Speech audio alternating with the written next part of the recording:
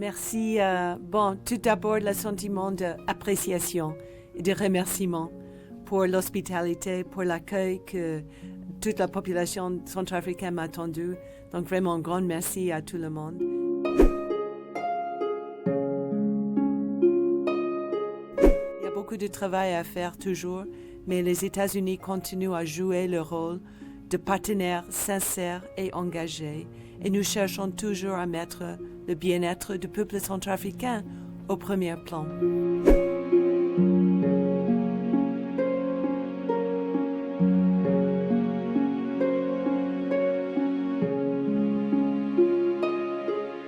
En fait, pour nous, l'indicateur le plus important de l'insécurité en général est de savoir si l'insécurité alimentaire augmente ou diminue. Nous assistons actuellement à une augmentation des niveaux d'insécurité alimentaire, ce qui signifie que les agriculteurs ont peur de s'aimer et de récolter leur culture et que les zones autour des villes continuent d'être précaires. Lorsque les chiffres d'insécurité alimentaire s'améliorent, cela nous dira que la situation de sécurité s'améliore vraiment.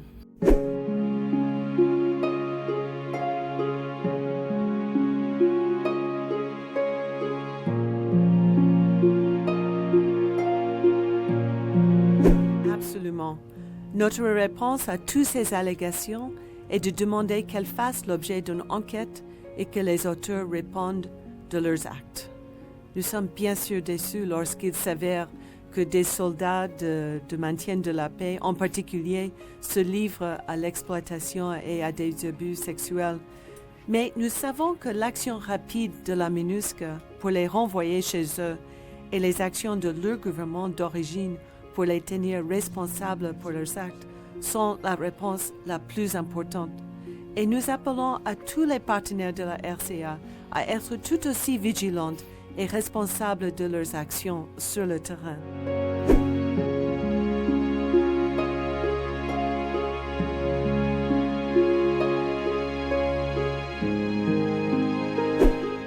En tant que G5, nous avons attiré l'attention sur le cas de M. Hassan Bouba et insisté sur les principes de l'indépendance et de l'autorité de la Cour pénale spéciale.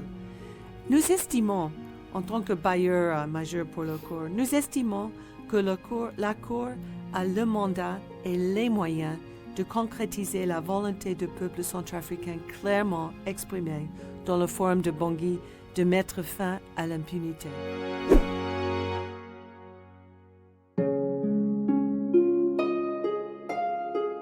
Les États-Unis ont également été contraints de suspendre une partie de leur assistance au FACA en raison de certaines difficultés rencontrées par les autorités centrafricaines pour assurer les conditions requises pour l'assistance.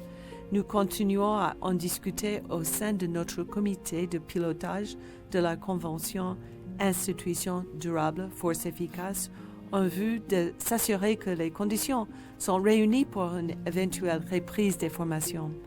En attendant, évidemment, nous poursuivons notre assistant de formation linguistique en anglais et aussi nous continuons avec un programme de visite d'échange et aussi des activités qui vont vraiment renforcer les liens entre notre armée et l'armée centrafricaine.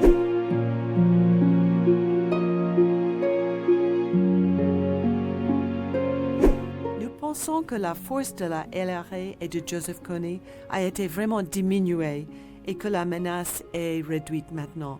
Mais nous savons que lui et les groupes associés continuent de rendre la vie très difficile pour les gens qui vivent dans l'est du pays.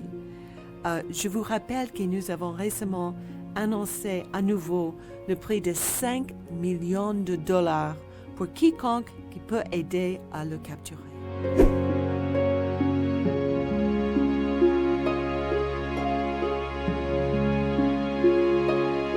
Alors, j'insiste sur le fait que le COVID-19 est vraiment une maladie très sérieuse et je demande à tous les auditeurs de vraiment prendre les soins nécessaires de se protéger. Comme vous dites, nous sommes le plus grand bailleur des vaccins. Alors, il s'agit du vaccin Johnson & Johnson qui est très bonne parce qu'il s'agit juste d'une dose, ça suffit. Mais nous avons aussi fourni des ressources importantes par l'intermédiaire de UNICEF pour la sensibilisation des communautés, ainsi pour fournir de l'eau potable aux communautés, étant donné le lien important entre l'hygiène et la protection contre le COVID-19.